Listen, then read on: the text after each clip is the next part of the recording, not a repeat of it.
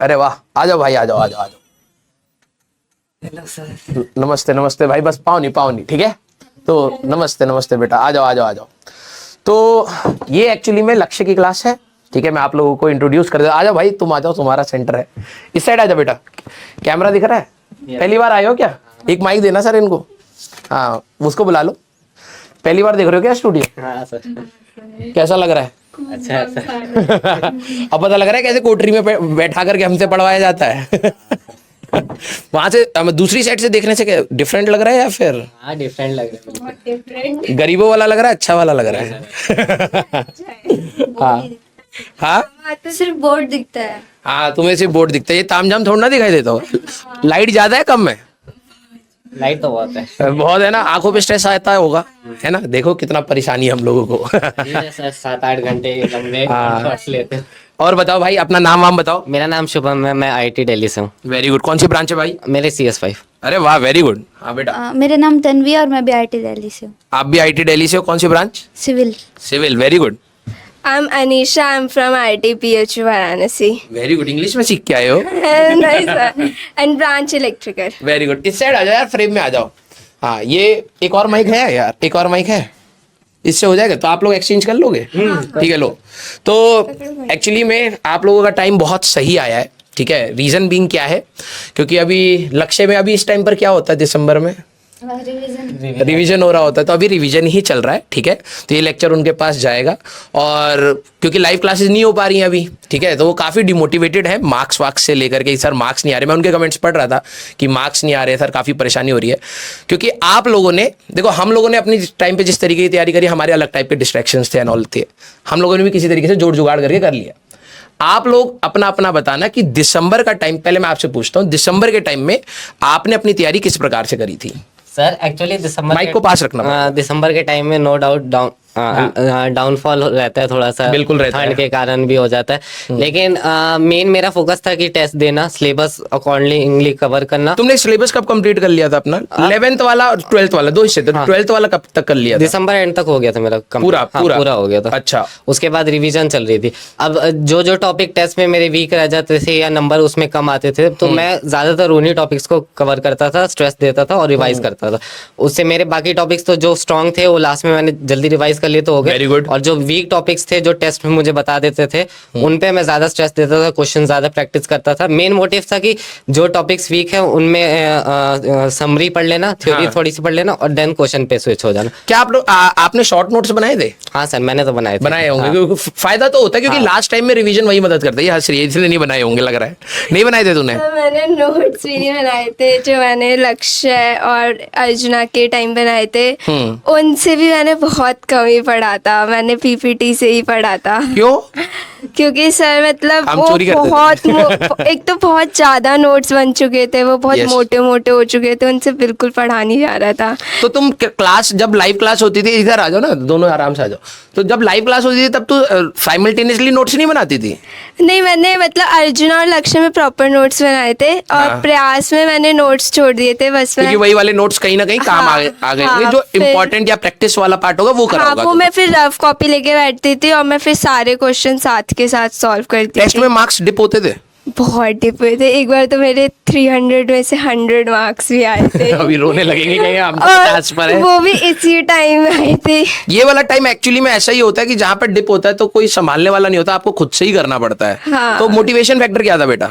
तो उस टाइम मैंने संभाल लिया था अपने कैसे आप संभाला? को। रट रट के? नहीं, मतलब मेरा सिलेबस भी वो वाले टेस्ट का इतना ज्यादा कवर्ड नहीं था, तो इस वजह से भी वो डिप हुए थे वहाँ। क्योंकि आपने ड्रॉप लिया था 12वीं क्लास में, ये वाला टाइम मैनेज करना बहुत कठिन होता है, क्योंकि आपके प्री बोर्ड चल रहे होते हैं, बहुत। प्रैक्टिकल चल रहे होते हैं। स्कूल वाले भी बोलते हैं कि स्कूल आओ, हाँ, छुट्टी वो नहीं अलग से मिलेगी। प्रेशर देते हैं कि भाई कोचिंग वोचिंग की बात मत मानो, पहले स्कूल को ध्यान से देख लो। हाँ। ठीक है, वो उनका पॉइंट ऑफ व्यू अपना सही है। तो उसमें तुम्हारी कितनी मिसमैनेजमेंट हुई थी? उसमें तो बहुत ज्यादा हुई थी। मेरी तबीयत भी खराब थी उस टाइम, प्री बोर्ड्स भी चल रहे थे, स्कूल वाले अलग ड्रामा कर रहे थे सब। तो मैंने उस टाइम तो फिर ये रिवीजन क्लासेस मैंने ली भी नहीं थी उस टाइम। तो हाँ। उसी की वजह से मुझे ड्रॉप भी लेना पड़ा। मैंने टेस्ट वगैरह भी बहुत मिस किए थे 11th-12th में, तो बेटा ये ध्यान से सुनना, बहुत ज्यादा actually- मिस किए थे। कोई नहीं, अब तुम अच्छी जगह पर हो, ठीक है। लेकिन ये बात ये होती है कि आपसे गलतियां होती है, लेकिन आप रियलाइज करके अगर उसके ऊपर मेहनत करते हो तो आजा भाई, आज तुम्हारा दिन है, ठीक है। हाँ, तो जब तुमसे गलतियां होती है उसके बाद कई बच्चे होते हैं जो इंट्रोस्पेक्ट ही नहीं करते कि यार कि मेरे से गलती हो रही है, एक बार इसको देख लेते हैं, सुधार लेते हैं। कुछ बच्चे नहीं करते, कुछ बच्चे लेकिन डेफिनेटली करते हैं। तो आपने सलीम सर से पढ़ा होगा पूरा अर्जुना और वो, है ना? मुझसे भी पढ़ा है। आप मेरे से भी पढ़ा है, और आपने बेटा, है ना? क्योंकि आप अर्जुना मतलब लास्ट लक्ष्य के हो, तो सलीम सर से वहां पर पढ़ा होगा आप लोगों ने। Very good. अब कॉलेज कैसा लग रहा है भाई? अच्छा, एक ईमानदारी वाली बात बता देना, ठीक है? क्योंकि मैं पर्सनली यही फील करता हूँ, मैं बच्चों को भी यही बात बोलता हूँ पढ़ाते समय, कि जो बाहर से हाइप होता है और जो कॉलेज के अंदर का हाइप होता है उसमें बहुत बड़ा अंतर है, हाँ, है ना? बहुत ज्यादा हाइप कर रखा है ऐसा। ये यूट्यूब ने ज्यादा हाइप कर रखा है ना? और वो डिमोटिवेटिंग फैक्टर बना क्या कभी तुम्हारे लिए? मेरे लिए बना था, क्योंकि जब मैं कॉलेज में गया था तो एक इमेज लेकर के गया था, फिर जाकर लगा यार ये नॉर्मली तो है यार, ये कॉलेज ही है। लेकिन हाँ, अगर हम बेकार कॉलेज में गए होते तब हमें और बुरा लगता। ये बात है। लेकिन हाँ, ये है कि वहां पर जाकर के वो उतना हाइप्ड नहीं लगता है। हाँ। जैसे आईटी दिल्ली नो डाउट बहुत अच्छा कॉलेज है, पूरा ऑल ओवर इंडिया उसकी रिस्पेक्ट करता है, और आप लोग भी बहुत अच्छा करके निकलेंगे। लेकिन यस, आपने जितना सोचा होगा शायद उससे काफी नीचे होगा। लगता है कभी कभी ऐसा, इतना नहीं है। इतना नहीं है जितना हम लोग स्ट्रेस ले रहे थे एंड ऑल, है ना? तो बच्चों को कुछ टिप्स दो भाई कि टेस्ट में मार्क्स कैसे इंप्रूव है। हम तो बताते बताते फेल होते हैं, आप ही लोग बताओगे। सर मतलब मेरा तो ये कि थोड़ा पास माइक करके तेज बोलो। डिमोटिवेट नहीं होना चाहिए, नंबर कैसे भी आते रहे, बस कंटिन्यू मेहनत करते रहना। लाइक मेरे इस टाइम पे ये था कि मेरा 11th बहुत वीक था। सभी का हो जाता है, इतना सिलेबस है, कैसे नहीं करोगे? मतलब फिजिक्स तो बहुत ही ज्यादा वीक थी, तो मतलब फिर 12th खत्म हुई तो उसके बाद में मैंने 11th मैकेनिक्स वगैरह बाद में कवर किए थे। फिर उसके बाद में भी मतलब मार्क्स इतने अच्छे नहीं आ रहे थे, पर मेरे को ये था कि IIT जाना, तो एडवांस पे ज्यादा फोकस था। तो पहले मैं जेईएस का कैसा गया था स्कोर? क्या था? बेकार। कितना? चलो ये भी बच्चों के लिए नहीं, मोटिवेटिंग। वो तो- अरे बता दो, कोई दिक्कत नहीं है। मतलब बेकार ही था। बेकार ही था, ठीक है, चलो कोई दिक्कत नहीं है। अब आपका कैसा था जेईएस? हाँ, मेरा तो ठीक गया था, कितना गया था? 288। 288 था यार, ये तो बहुत ही अच्छा स्कोर है। तेरे उसमें कितनी रैंक आई थी? किसमें? मेंस में। एडवांस में? एडवांस में 1503 थी। वहां क्यों गड़बड़ हो गई? वो थोड़ा सा लास्ट में कर दिया था सर, क्योंकि इस बार जो था ना कि एग्जैक्ट इंटीजर वाला था, तो उसमें मैं राउंड ऑफ कर दे रहा था, एग्जैक्ट आंसर समझ गया। और उसी वो में ये वो बहुत मार्क्स खा जाते हैं कई बार। उसी में एक्चुअली में मैं जब गेट का एग्जाम दे रहा था तो वहां पर भी इंटीजर टाइप के सवाल आते हैं, और वो डेसिमल वाली नौटंकी कई बार हो जाती है। और एक्चुअली सर जो मैंने इस साल गलती की, मैं भी बताना चाहूंगा। बिल्कुल बताओ। कि इस बार IIT कानपुर ने नेगेटिव इंटीजर वाले भी आंसर दे दिए थे। हाँ, मैथ्स में था आई थिंक एक ना। हाँ, मैंने देखा था। दो क्वेश्चन थे। हाँ, तो आज तक ऐसा हुआ नहीं था। हाँ, बच्चों ने मॉड लिख करके बता दिया होगा। मैंने भी मॉड लिख के बता दिया, उसी में मेरे 2 क्वेश्चन चले गए। क्योंकि ये मैंने देखा था कि नेगेटिव, उन्होंने कहीं लिखा नहीं था कि नेगेटिव हो सकता। लिखा भी नहीं था, कुछ नहीं बताया था उन्होंने कि नेगेटिव हो सकता और तुम नहीं हो। वहां पर जब टाइप कर रहे थे तो क्या माइनस का ऑप्शन था? हाँ था, बोला था लोगों ने कि माइनस था, मैंने ध्यान नहीं दिया। तो भाई ध्यान से सुनो कि भाई जब आप एग्जाम में जाते हो तो प्रेजेंस ऑफ माइंड भी बहुत, देखो आंसर तक तो पहुंचे। आई थिंक -2 था या -3 था? -2 था। -2 था, है ना? मेरे को याद भी है वो। तो वो काफी सारे बच्चों ने वो इशू बताया था।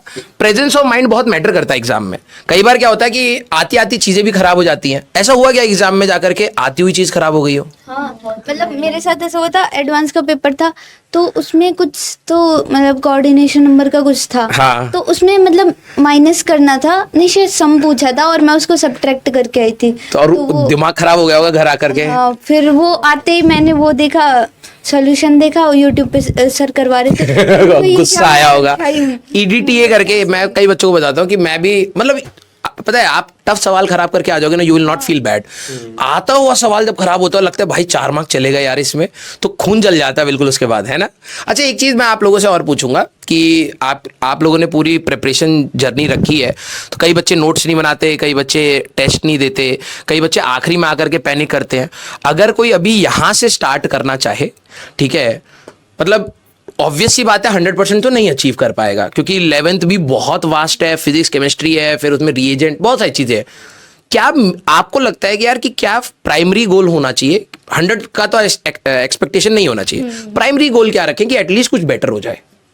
क्या थोड़ा बहुत 11th का इजी पार्ट पढ़ें? मतलब आपको क्या लगता है कि यार फिजिक्स में ये पढ़ लो या ये पढ़ लो, जो तुम्हें लगता है कि यार ये चीज़ डुएबल थी, मैंने करी थी, आसान लगी, पहले मेरे को डर लग रहा था उस चीज़ से, कुछ ऐसा है आपके दिमाग में जो आपको लगता है यार मैथ्स में ये पढ़ लो या इसमें ये पढ़ लो? फिजिक्स में तो थर्मो वाला पार्ट बहुत इम्पोर्टेंट है, Very इजी good. भी है वो, Easy भी है, हो सही कह रही हो। सकता है, मॉडर्न फिजिक्स भी। Very good. 12th का जो लास्ट वाला पार्ट है वो इजी है, वो हो जाएगा। रोटेशनल छोड़ दो अभी के लिए, बिल्कुल। ऑप्टिक्स भी मैं छोड़ रोटेशन देखो ये ऑप्टिक्स में छोड़ के गई थी। सेम मेरी हालत। मैं फ्लूइड छोड़ के गया था अपने टाइम पर, क्योंकि मेरे को गलत होते सवाल गलत नहीं करने ना वहाँ। हाँ। तो फ्लूइड्स मेरा छोटा था, मेरा ऑप्टिक्स पूरा छोटा था। मेरा 3 सवाल आए थे और माइका शीट वाले इतना इजी सवाल थे, मैं मैथ्स दी कॉलम में वो छोड़ गया। ठीक है, लेकिन अभी जिन्होंने स्टार्ट कर रहे हैं, जिनको लग रहा है कि यार डर लग रहा है कि सर मेरा इतना वास्ट है, कुछ चीजें छोड़ दो, जिससे क्या होगा ना आप रिलैक्स्ड हो जाओगे। ठीक है, इजी पार्ट अगर आप कर पाओ, जैसे मान लो कि थर्मो में इन्होंने कहा, thermo no doubt highest weightage रखता है, इजी भी बहुत है। रोटेशन में एटलीस्ट मोमेंट ऑफ इनर्शिया निकालना सीख लो, वो तो इजी है। हाँ। है ना, और उसका सवाल भी आता है। तो आप एटलीस्ट ये कर लीजिए कि भाई कि एक मतलब फिजिक्स में, केमिस्ट्री में, मैथ्स में जो मोस्ट रिपीटेटिव है, इजी है, पहले उनको निपटा लो एटलीस्ट, जिससे स्ट्रेस कम रहे। हाँ। है ना, और कोई टॉपिक? इलेक्ट्रोस्टैट्स वाला पार्ट हो जाएगा, वो तो easy है। उससे ग्रेविटेशन नहीं पढ़ाता हो है। जाएगा। तो units and dimension her units साल and आता ही है, dimensions उसमें तो आप लोग पीएचडी हाँ। कर ही लेते हो स्टार्टिंग में। एडवांस में भी उसके क्वेश्चन आ आ जाते जाते हैं। हैं, हाँ। और वो इजी होता है काफी। एरर एनालिसिस है, स्क्रू गॉज, वर्नियर कैलिपर, ये भी एडवांस में आ जाता है। आसानी से आप इसको कवर कर सकते हैं। हाँ। है ना। केमिस्ट्री के लिए क्या बोलोगे बेटा? Sir IOC IOC very good. लेकिन बच्चे को प्रॉब्लम है यार, तेरी आईओसी अच्छी थी? हाँ। तेरी मैं पी ब्लॉक छोड़ के गई थी। P block. वैसे वापस बाकी सारी चीजें आईओसी की हाँ, मतलब रटा था बैठ के, मतलब बहुत सर रटा ऐसा है था। कि Yes. वो उसमें थोड़ा मेहनत करनी पड़ती है, लेकिन वो है कि बहुत स्कोरिंग है। यही चीज मैं अपने बच्चों को भी बता रहा था कि मेरी ऑर्गेनिक और इनऑर्गेनिक बहुत स्कोरिंग थी और मैंने बहुत अच्छे से करी थी। फिजिकल मेरी खराब थी, कोई दिक्कत नहीं। अब देखो क्या होता है ना कि आप ये समझिए कि आप जेईई मेंस के लिए तो आप नहीं छोड़ सकते, क्योंकि वहां तो मैक्सिमम स्कोर चाहिए हमें, है ना। तो और वो इतना टफ भी नहीं आ रहा है कि आप बहुत डीप में जाकर के बहुत खतरनाक चीजों को डिस्कस कर रहे हैं। आप बेसिक चीजों से कर सकते हैं, तो एटलीस्ट पूरा सिलेबस कवर करिए। दूसरी बात, जैसे इन्होंने कहा, इनऑर्गेनिक और ऑर्गेनिक स्टार्टिंग में टाइम मांगेंगी, और उनको मतलब आराम से दे दो, उसके बाद बहुत स्कोरिंग होता है, बहुत जल्दी जल्दी इसके सवाल निकल आते सर हैं। दोनों में, मेंस में भी और एडवांस में भी। यस, बहुत जल्दी स्कोरिंग आता है। अच्छा, टाइम मैनेजमेंट एग्जाम में या टेस्ट में, जब आप टेस्ट देते थे, मैं आपसे पूछता हूँ, जब आप टेस्ट मॉक टेस्ट देते थे तो फुल सिलेबस के देते थे या फिर पार्ट वाइज, मतलब चैप्टर वाइज ऐसे करके? चैप्टर वाइज सर हमने स्टार्टिंग में दिए थे, उसके बाद नवंबर के बाद से मेनली दिसंबर से जब फुल सिलेबस हो गया था कवर, उसके बाद फुल सिलेबस टेस्ट चल रहे थे। उससे एक्चुअली पता चल रहा था कि किस टॉपिक में क्या वीक है, क्या हमें करना चाहिए और किस पे क्वेश्चंस करने। बच्चों का नॉर्मली अभी AITS स्टार्ट हुआ है तो बच्चे अपने स्कोर बताते हैं, तो बच्चे कहते हैं सर पहले तो 150 आ रहे थे, अब जैसे ही फुल सिलेबस दे रहा हूँ तो 80 हो जा रहे हैं। तो ये तो ऑब्वियस सी बात है ना, क्योंकि जब आप एक चैप्टर के ऊपर लोगे, मान लो इलेक्ट्रोस्टैटिक्स का आप टेस्ट दे रहे हो, तो उसमें फ्लक्स का भी पूछेंगे, इलेक्ट्रिक फील्ड लाइंस की प्रॉपर्टी भी पूछेंगे, लेकिन जब पूरे सिलेबस में आएगा हो सकता है उस चैप्टर से सवाल ही ना आया हो। तो आपका चैप्टर स्ट्रांग था लेकिन सवाल नहीं आया और एक आया वो गलत हो गया, तो मार्क्स डिप करते हैं फुल सिलेबस के टेस्ट में। तो आपके जब मॉक टेस्ट आ रहे थे तो क्या रेंज में स्कोर आ रहा सर जैसे मेरे स्टार्टिंग में थे 250 से प्लस चल रहे थे, लेकिन जब AITS स्टार्टिंग के दिए थे मैंने तो थोड़े dip आया होगा। हार्ड भी थे, तो 150 पे आ गया था मेरा score। तो उस समय कैसा बहुत लगा? सर बहुत गंदा लग रहा था, डिमोटिवेटेड लग रहा था कि अब मेंस आने वाला है और marks dip कर रहे हैं अब। इतने हाँ। कम हो गए। तो उसके बाद फिर सर मैंने YouTube में आपकी वीडियो देखी मोटिवेशन वाली। अरे यार, उसके बाद याद आया कि हाँ क्यों स्टार्ट की थी जर्नी। उसके बाद फिर उन टॉपिक्स पे क्वेश्चन प्रैक्टिस की है, उसके बाद फिर स्कोर बढ़ने लग गया। स्टडी आवर्स कितने जा रहे थे आखिरी में? स्टडी आज तो बहुत ही जा रहे थे सर। मतलब लिमिट करके तुम नहीं कर रहे थे, Limit- तुम्हें लग रहा था कि डिमांड है, हाँ। शरीर अभी गिव अप नहीं कर रहा है, तो आप खींचे जा रहे थे जितना ठीक है। खींच सकते हैं। मैक्सिमम कितना गए हो गए? Max- क्योंकि प्राउड फीलिंग तो आती है खुद को करके। 18-19 घंटे 18 गए थे? हाँ। मेरा मैक्सिमम 16 घंटे गया था। उसके बाद 2 दिन भर ही सोया हूँ, लेकिन वो मजा आता है 16 घंटे पड़े। मेरा भी 16 ही था 16? maximum। हाँ। मतलब लास्ट के 6 महीने तो 14, 15, 16, 14। नॉर्मल हो जाता है वो। हाँ, वो बैठने की कैपेसिटी बन जाती। तुम्हारा कितना गया था भाई मैक्सिमम? मेरा तो कम ही था, 12-13 ये भाई सब लक लेकर के आई है। कुछ लोग होते हैं, घिस्सू लोग होते हैं, जैसे हम लोग हैं, हम 16 घंटे पढ़े थे। सर मेरे से नहीं पढ़ा जाता, मतलब इससे तो अभी ज्यादा। कॉलेज में कैसे कर रहे हो? फिर ब्रेन बहुत एग्जॉस्ट, अभी तो बहुत कम ही पढ़ाई हो रही है। हाँ, अभी वैसे एग्जाम से जस्ट पहले ही करके निकल जाते हैं, उसमें इतना लोड नहीं है। हाँ, वहाँ पे पढ़ने के लिए तो बस एक रात पहले पढ़ाई करी यही होता है कॉलेज में। अच्छा, ये चीज तुमने फील करी है क्या कि जो मैंने फील करी थी कॉलेज में, कि जितनी एनर्जी और जितनी डेप्थ में आप 11वीं 12वीं पढ़ते हो जेई की प्रिपरेशन में, कॉलेज में जाके अचानक डिप आता है, आपको लगता है बहुत कुछ भी चल रहा है यार, कोई रीजनिंग की बात क्यों नहीं कर रहा है? होता है, कुछ प्रोफेसर नो डाउट अच्छे होते हैं जो रीजनिंग भी बताते हैं, लेकिन मेजोरिटी प्रोफेसर ऐसे होते हैं बस इंफॉर्मेशन चल रही है कि हाँ ऐसा होता है, रट लेना, आप लोग देख लेना कैसे होगा। यही हाल है। हाँ कॉलेज के फेस्ट कैसे जा रहे हैं? बहुत बड़े मजा मजे आ रहे हैं? अभी फर्स्ट ईयर होगा तुम लोगों का, है ना? तो सेकंड ईयर तक और करोगे, थर्ड ईयर में तुम जाओगे भी नहीं, वही बोर हो जाओगे उस चीज से। हाँ अभी कोई एक्सपेक्टेड पैकेज सोचा है कि कितने की जॉब लेनी है? अभी तो नहीं सोचा। हाँ, अभी तो नहीं। अरे लालच तो सबके अंदर होता है भाई, सर, सोचा अभी तो तो होगा। नहीं। मतलब ये अच्छा, मैं देखो कहूँ कि 2 लाख की जॉब लगेगी पूरे साल की, तो लेगी नहीं लेगी ना, तो कुछ तो एक्सपेक्टेशन होगा ना भाई, इससे नीचे नहीं। चलो एक्सट्रीम तो अलग है, सर अभी मतलब प्लेसमेंट्स का मैंने इतना सोचा नहीं है। तो मतलब आगे रिसर्च का भी सोच सकते हो। नहीं मतलब अभी तो एंजॉय करना है ना थोड़ा। मतलब पैसे का नहीं सोचा तुमने? अभी तो नहीं सोचा इतना। 5 लाख की भी जॉब लगेगी वैसे नहीं, उससे नहीं मतलब उतना नीचे नहीं जाएंगे। वैसे भी हम तो प्लेसमेंट प्लेसमेंट्स के लिए गई हूँ मैं, हाँ। और कुछ है भी नहीं वैसे बनारस तो यार अच्छा है यार जगह, सड़क के साइड में इतना खाने पीने का एंजॉय करते हैं लोग वहाँ। मेरा कैंपस ना ओपन कैंपस है, कोई अच्छा। भी आ जाता है, तो वहाँ पे रैंडम लोग दिखते रहते हैं। हाँ क्लोज कैंप, ये हमारा नहीं, हमारे उसमें भी था ये। एक्चुअली में अभी उसका इशू भी चल रहा है आई थिंक बीएचयू का, कि वो क्लोज करने के लिए कह रहे हैं, वो कई सालों से चल रहा है वो। चलता रहता है। हमारे कंपनी के मालिक भी होता है बीएचयू के ही हैं, लेकिन पता है आपको? हाँ हाँ प्रतीक सर तो कॉलेज में फेमस है क्या वो? हाँ, मतलब हमारा इंडक्शन हुआ था ना, तो उसमें वो लोग बता रहे थे, उन्होंने पूछा पीडब्ल्यू से कौन कौन है। हाँ। तो हमारे एलुमिनाई है, वो ऐसा ऐसा बोल प्रतीक रहे सर थे। कभी मिले हो उनसे? नहीं नहीं। अगर इवेंट हो तो यार मिलवाना यार सर से। इतने सारे तो प्रतीक सर के ही आप वो बन जाओगे, जूनियर बन जाओगे। बहुत मस्त सर है, ठीक है। मतलब वो कल्चर जो बीएचयू का है ना सर के अंदर अभी भी है, चिल मार करके काम कर रहे हैं, बिल्कुल एक्सट्रीम। बहुत अच्छा लगा आप लोगों से बात करके। और आप पर्सनली अगर किसी भी बच्चे को कुछ भी बताना चाहें आप बिल्कुल बताइएगा। ये रिकॉर्डिंग एक्चुअली में 11th क्लास के बच्चों के पास भी जाएगी, क्योंकि रिवीजन लेक्चर है, और नीट वाले बच्चों के पास भी जाएगी। तो आप ठीक है, नीट वालों के लिए शायद उतना रेलिवेंट ना हो, लेकिन आपके मन में जो भी है कि इस तैयारी को, क्योंकि बच्चे ना देखो क्या होता है, हर कोई उतना स्ट्रांग माइंडेड नहीं होता है। जब डिप आता है ना, कई सारे बच्चे गिव अप ही कर देते हैं। वापस उठाना, दोबारा बैठना, फिर कोशिश करना, फिर डिप आए, फिर कोशिश, ये सबके अंदर नहीं होता लूप, ठीक है।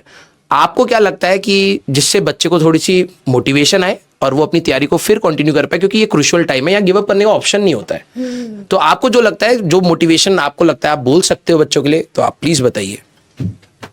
मैं तो यही बोलूँगी, अभी टेस्ट चलेंगे, बहुत गंदे मार्क्स आएंगे, मेरे भी आए थे, लेकिन टेस्ट नहीं छोड़ना, क्योंकि मैंने भी 11th-12th में छोड़ा था, फिर बाद में मुझे मिला उस चीज़ का, मुझे ड्रॉप लेना पड़ा। बट मैंने अपने ड्रॉप ईयर में टेस्ट बहुत सीरियसली दिए थे, बहुत ज़्यादा सीरियसली, और अपनी गलतियों को भी बहुत एनालाइज किया था, उससे मुझे फिर काफ़ी फ़ायदा भी मिला। और बस गिव अप नहीं करना, क्योंकि अगर हम कुछ भी कर रहे हैं तो वो ज़्यादा बेटर है ना करने से बेहतर। तो बिल्कुल। कुछ अगर हम कुछ भी Add नहीं on नहीं हो रहा करेंगे, है। वही उससे अच्छा तो कुछ कर लो, ज़्यादा सही रहेगा। ठीक है बेटा, तू क्या बोलेगी? मुझे भी यही बोलना है कि लास्ट तक एफर्ट्स मारते रहना, कि बीच में गिव अप मत कर देना। अभी तो नंबर कम आएंगे, क्योंकि अभी फुल सिलेबस होगा तो कवर मतलब बहुत मुश्किल होता है। बस लास्ट तक एफर्ट्स मारते रहना, कि नंबर कैसे भी आए, कम ज़्यादा, बस एफर्ट्स मारते रहना। और जैसे सलीम सर हमेशा बोलते थे कि हम लास्ट तक टिके रहो, लास्ट तक टिके रहो, वैसे ही आखिरी में एक्चुअल गेम टिके रहने का है। तुम ये देखना, मतलब आप लोग जो लक्ष्य वाले बच्चे हैं, आप ये नोटिस करना, स्टार्टिंग में बहुत सारे बच्चे बहुत एनर्जी के साथ पढ़ते हैं, वो सब गिरते चले जाते हैं। कोई मई में गिर गया, कोई जून में गिर गया, कोई अगस्त में। यहाँ मैक्सिमम बच्चे गिरते हैं। कई बच्चे तो ऐसे होते हैं, लिटरली बता रहा हूँ, मैं अपने आप को बहुत ब्राइट स्टूडेंट नहीं कहता हूँ, लेकिन मैं ये कहता हूँ कि मैं टिका रहा, क्योंकि बहुत सारे मेरे से बेटर बच्चों ने शायद पहले गिव अप कर दिया मेरे से। तो आखिरी में कुछ ऐसे बच्चे जरूर होते हैं जो सिर्फ टिके रहने की वजह से सिलेक्ट हो जाते हैं। सेम सर, मैं भी मुझे भी ऐसा लगता है कि मेरा selection it's not because I was too bright, या फिर मैं बहुत ज्यादा एप्टीट्यूड, मैं कई सारी चीजें छोड़ के भी गया था, लेकिन मैं गिव अप नहीं कर रहा था। मैं लगा रहा, जितना हो पा रहा है उतना करता रहा। तो कुछ जगह तो उन बच्चों के लिए होती है जो गिव अप नहीं करते हैं। तो सर जैसे मेंस 1 के बाद मुझे भी लगा कि एक बार तो नहीं होगा, इस साल सिर्फ बोर्ड्स निकाल लेते हैं। फिर बस ये था कि फिर अगर ड्रॉप लेंगे तो वापस सब कुछ करना पड़ेगा। Yes. तो बस मेरे को ये था कि मैं एक बार एफर्ट्स मार के देख लूँ, बाकी जो होगा वो देखा जाएगा। क्योंकि तू तेरे दिमाग में एक बार ड्रॉप का आया था, तेरे दिमाग में आया कि अगर ड्रॉप लेना भी पड़ा तो एटलीस्ट T=0 बेटर होगा। पहले जितनी पढ़ सकते हैं पढ़ लेते हैं, कुछ चैप्टर तैयार कर लेते हैं कि अगर ड्रॉप लेना भी पड़ा तो मेरे को 10 चैप्टर तो आते होंगे ना। मुझे ये था, मुझे ड्रॉप नहीं लेना, तेरे को तेरा क्लियर था। ड्रॉप लेना ही नहीं है, जो होगा इसी साल होगा, देखा जाएगा बस। अच्छा, और तेरा? अब तू बताओ भाई, तू तो छुप ही गया है, बिल्कुल सेंटर में रह करके बताओ यार। सर जैसे मोटिवेशन आपने बोला कि क्या रहना चाहिए, माइक पास। हाँ, मोटिवेशन डीमोटिवेटेड हो गए, तो मेरा तो सिंपल कहना है कि जाके अपने पापा मम्मी का चेहरा देख लो एक बार। यस। जो स्ट्रगल दिखेगा उनके फेस पे आपके लिए, वही आपके लिए बड़ी मोटिवेशन है। उन्हीं का चेहरा आपके लिए सब कुछ है, वो सब कुछ बता देगा आपको। आपकी फैमिली में फादर क्या करते हैं? हाँ, सर्विस जॉब करते सर्विस जॉब करते हैं। आपके भाई बहन? भाई तो छोटा है। भाई छोटा है। अब उसको मोटिवेशन आता है तुम्हें देख करके कि भैया अच्छे कॉलेज में? हाँ, अभी तो छोटा है, उसको लगता है जब उसके फ्रेंड्स बात करते हैं कि हाँ तुम्हारा भैया IIT दिल्ली में है, तो उसको लगता है कि हाँ मैं किसी लेवल पे हूँ। वो किसी लेवल पर है। ये सही है भाई, छोटे भाई बहनों का ना रोला काटने का रहता है। नहीं, सही है यार, थैंक यू सो मच। ठीक है, क्योंकि हम लोग भी बच्चों को यही बात बोलते हैं, लेकिन शायद मे बी एज कनेक्ट की वाली बात होती है कि हम लोग भी धीरे धीरे जब बुढ़े होंगे तो बच्चे को लगेगा यार आप उस जमाने की बात कर रहे हो। ठीक है, कोटा में अभी भी कई फैकल्टीज, मैं जब पढ़ता था कोटा में तो कई फैकल्टीज उस समय जो हमें मोटिवेशन देते थे ना, वो आज नहीं काम कर सकता, क्योंकि आप लोगों की problem set is totally different. तो हम कोशिश करते हैं कि अपने बच्चों से समझे कि आप लोगों को क्या प्रॉब्लम आ रही थी और वो समझाने की कोशिश करें। कई बार बच्चे नहीं समझते हमसे, तो हम आपके थ्रू बोलते हैं कि यार ओवरऑल क्रक्स हम भी यही बता रहे हैं, लेकिन शायद जिसने अभी जस्ट क्रैक किया है तो आप उससे ज्यादा रिलेट कर पाए कि हाँ यार भैया दीदी से भी यही प्रॉब्लम आ रही थी, मैं भी करके देख लेता हूँ, क्या पता मेरा बेटर हो जाए, है ना। तो इंजॉय करो यार, ठीक है, और मिलते हैं क्लास के बाद आप लोगों से। ठीक है, चलिए भाई, thank you so much, thank you so much, thank you. ये रख लो।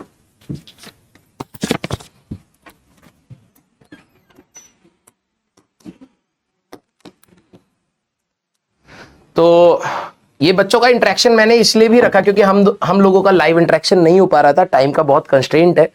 लेकिन यार देखो, बात वही है जो मैं आपको दिल से बोलना चाह रहा हूं कि हम लोग ना, हमें भी नहीं पता कि हमारी रिवीजन से आपको कितना इम्पैक्ट पड़ेगा, टू बी वेरी ट्रू।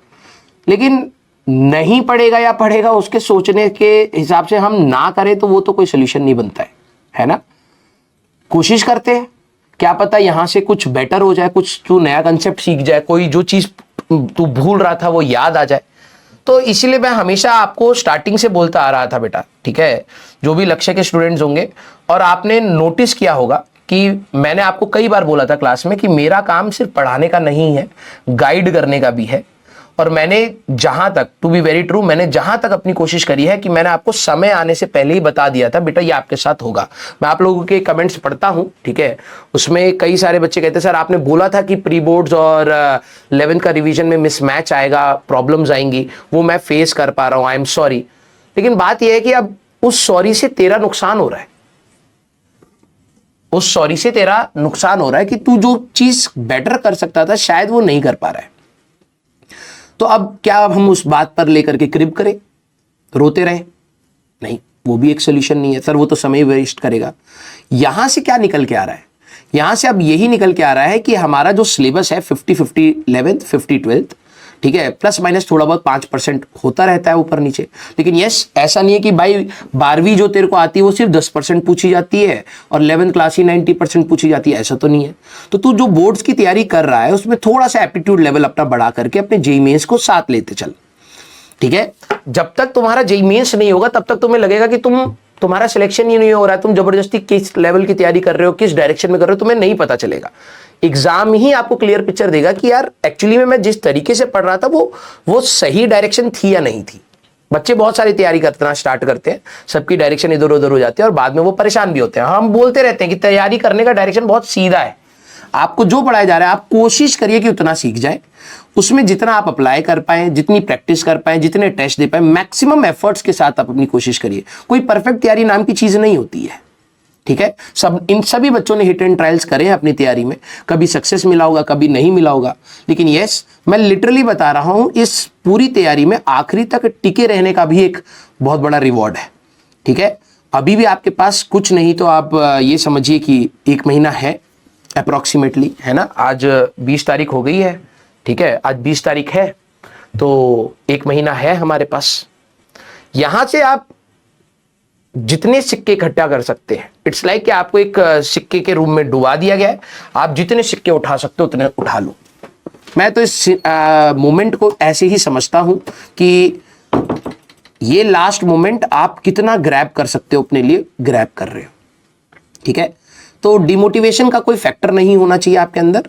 आपको ये नहीं सोचना है कि यार नहीं होगा तो क्या होगा, होगा तो क्या होगा, वो आपके हाथ में वैसे भी नहीं है बेटा।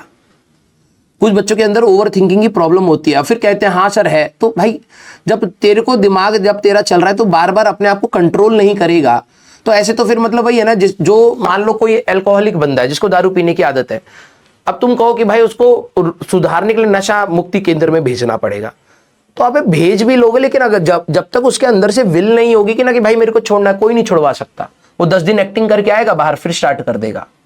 वही सिनेरियो आपका है। अगर आप यहां से चेंज लाना चाहते हैं तो आपके अंदर विल होना चाहिए कि हाँ यार मेरे को ये चेंज लाना है, ठीक है। अगर आपका ओवर थॉट प्रोसेस जा रहा है, आप बार बार डे ड्रीमिंग कर रहे हैं, तो आपके अंदर विल नहीं है एक्चुअली में, आप जबरदस्ती एक तैयारी करने की कोशिश कर रहे हैं। तो पहला आपका विल होना बहुत जरूरी है कि भाई ये जो एग्जाम आ रहा है, इससे अगर मैं इसको एक बारी में निकाल ले गया तो मेरा 1 साल बच सकता है, और अगर नहीं निकला तो फिर यही सारी चीजें दोबारा पढ़नी पड़ेंगी, ठीक है, दोबारा पढ़नी पड़ेंगी, फिर न्यू कंपटीशन होगा, फिर T=0 सेट होगा। और कईयों को ये लगता है आखिरी में आकर के कि यार मेरे से अब नहीं झेला जा रहा है, मैं अब अगले साल देखूंगा। अगले साल भी तू इसी सिचुएशन में होगा, मैं पहले बता रहा हूं। तो जो बच्चे, क्योंकि कुछ बच्चों के अंदर क्या होता है, हर बच्चा अलग होता है, कुछ बच्चे इजी वे आउट ढूंढते हैं। यार अभी मैं ये सोचता हूं कि मैं अपना ना बोर्ड्स अच्छे कर लेता हूं और फिर मैं अगले साल के लिए तैयारी करूंगा। अगर ये एटीट्यूड तेरा 12वीं क्लास में है तो मान ले बेटा कि तू अगले साल भी इसी सिचुएशन में रहेगा, क्योंकि वो एटीट्यूड प्रॉब्लम है। तू अपने प्रॉब्लम्स को डिले कर रहा है, सॉल्व नहीं कर रहा है। अगर मान लो, मैं तो अभी कहता हूं कि ड्रॉप का तो सोचना ही नहीं है, इसी में ही जितना करना है खींचो इसको, ठीक है। मान लो कि कोई बच्चा ऐसी सिचुएशन में आया कि यार कि एग्जाम खराब हो गया, या फिर कुछ मार्क्स से मेरे को एक कॉलेज मिल सकता था वो रह गया, या फिर ब्रांच अच्छी नहीं मिली।